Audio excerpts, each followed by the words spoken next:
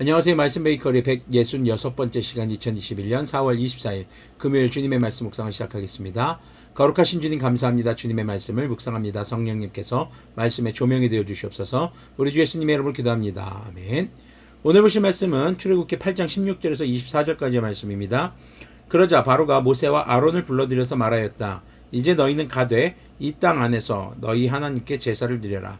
모세가 말하였다. 이집트 사람들은 우리가 주 우리의 하나님께 제사 드리는 것을 부정하게 여기므로 이 땅 안에서는 제사를 드릴 수 없습니다. 우리가 이집트 사람들이 보는 앞에서 그들이 부정하게 여기는 것을 희생제물로 바치면 그들이 어찌 보고만 있겠습니까? 우리를 돌로 치지 않겠습니까? 우리는 하나님이 우리에게 말씀하신 대로 광야로 사흘 길을 나가서 주 우리의 하나님께 제사를 드려야 합니다. 바로가 대답하였다. 그렇다면 나는 너희를 내보내서 너희가 광야에서 주 너희의 하나님께 제사를 드리게 하겠다. 그러나 너희는 너무 멀리는 나가지 말아라. 그리고 너희는 내가 하는 일도 잘 되도록 기도하여라. 모세가 말하였다. 보십시오. 이젠 제가 임금님 앞에서 물러가서 주님께 기도하겠습니다. 내일이면 파리 때가 바로 임금님과 신하들과 백성들에게서 떠나갈 것입니다. 그러나 바로 임금님이 우리를 속이고 백성을 보내지 않으셔서 우리가 주님께 제사를 드리지 못하는 일이 다시는 없게 하여 주시기 바랍니다. 모세가 바로 앞에서 물러나와 주님께 기도하니 주님께서 모세의 기도를 들어주셔서 파리가 바로와 그의 신하들과 백성에게서 모두 떠나서 한 마리도 남아있지 않게 하셨다. 그러나 이번에도 바로는 고집을 부리고 백성을 보내지 않았다. 자, 파리 때로 인해서 모든 것이 폐허가 되었다라고 어제 말씀에서 나왔었죠. 24절에서 나왔었습니다. 자, 그런 상황이 되니까 이제 바로도 또 다급해지는 거죠. 특히나 자신이 의지했던 이집트의 신들도 또 마술사들도 이것을 해결할 능력이 없다는 것을 이제 바로도 인정하기 시작하는 겁니다. 그래서 지금 너희는 광야로 나가지 말고 이집트 땅 안에서 제사 드려라. 그러면 되겠냐? 근데 모세가 이제 그건 안 된다고 하죠. 하나님의 말씀은 광야로 나가서 제사하는 것이었으니까요.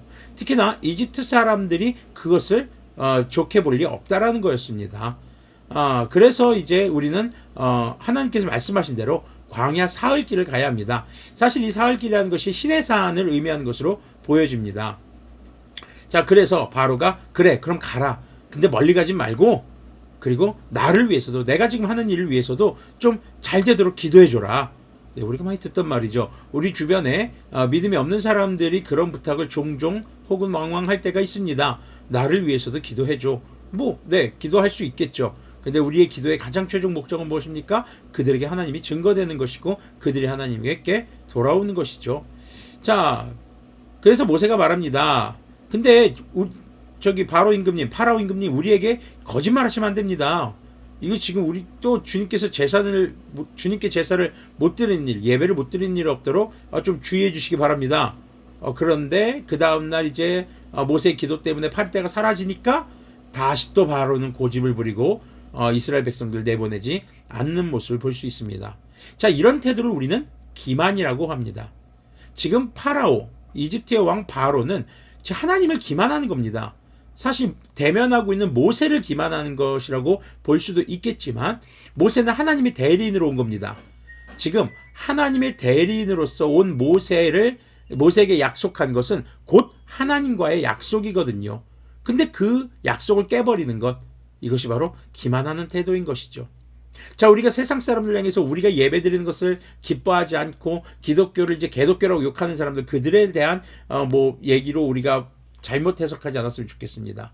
우리는 철저히 말씀을 묵상하면서 세상을 비판하고 정죄하는 생각을 갖는 것이 아니라 우리는 말씀 묵상을 통해서 나의 삶을 돌아보는 겁니다. 그전에도 말씀을 나눴지만 세상을 정죄하고 죄를 심판하는 것은 하나님의 몫이지 절대 우리들의 몫이 아닙니다. 우리는 말씀 묵상을 통해서 세상을 욕하는 게 아닙니다. 말씀 묵상을 통해서 나 자신의 삶을 돌아보는 것입니다.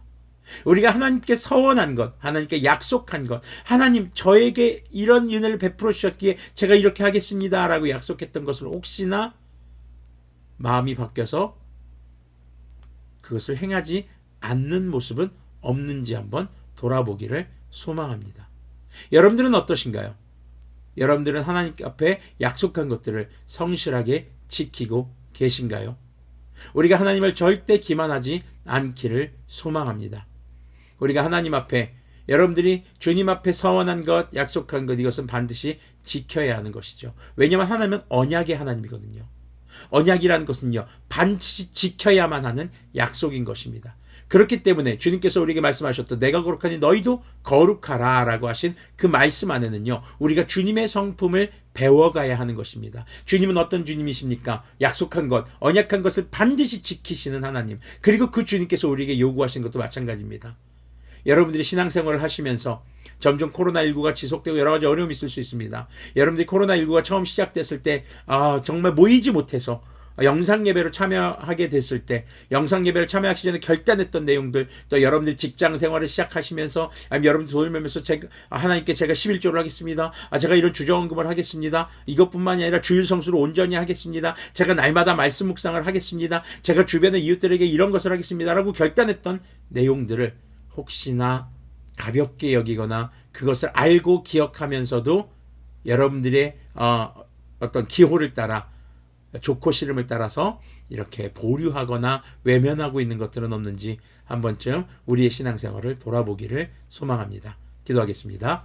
거룩하신 주님, 감사합니다. 주님, 정말 하나님을 기만하고 있는 이 바로의 모습을 봅니다. 그러나 우리가 누구를 욕할 문제가 아닙니다. 우리의 삶을 돌아보고 우리가 하나님 앞에 정말 하나님과의 언약을 기만하는, 그런 약속을 기만하는 그런 태도를 가지고 있었던 것은 없었는지 돌아보게 해주시고, 만약 그런 태도가 있었다면 하루속히 바로잡고 회개하고 우리가 주님께 약속한 것들을 이행하고 또 순종할 수 있는 그런 우리들이 되도록 긍휼을 베풀어 주시옵소서. 우리 주 예수님의 이름으로 기도합니다.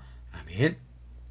네, 약속은 깨라고 있는 것이 아니라 지키라고 있는 것입니다. 주님과 맺으신 그 약속 미루지 마십시오.